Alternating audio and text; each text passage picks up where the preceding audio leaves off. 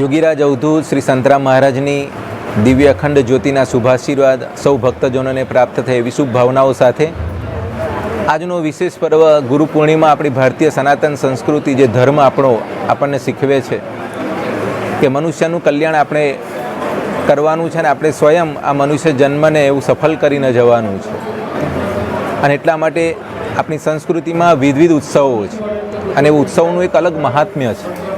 આજે ગુરુ પૂર્ણિમા ગુરુ મહારાજના દર્શન કરવાના, ગુરુ મહારાજનો સત્સંગ એનો અનેરો લાભ લેવાનો છે.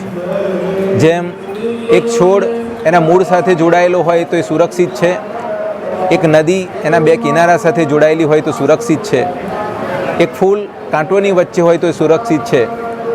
એમ આજના જમાનામાં આ ધરતી ઉપર રહેતો કોઈ પણ જીવ હોય એ ધર્મને શરણે જાય, શાસ્ત્રને શરણે જાય કે ગુરુ મહારાજના શરણે જાય તો એ સુરક્ષિત છે. તો આ સત્સંગને ધ્યાનમાં લઈ આપણે સૌએ ગુરુ મહારાજનું આ દિવસે પૂજન કરવું જોઈએ. એમણે લખેલા શાસ્ત્રો, એમણે આપેલા ઉપદેશોને અનુસરવા જોઈએ, તો જ આપણું કલ્યાણ નિશ્ચિત છે. આવો જય મહારાજના આશીર્વાદ આપ સૌને પ્રાપ્ત થાય એવી શુભ ભાવનાઓ સાથે આપ સૌને જય મહારાજ.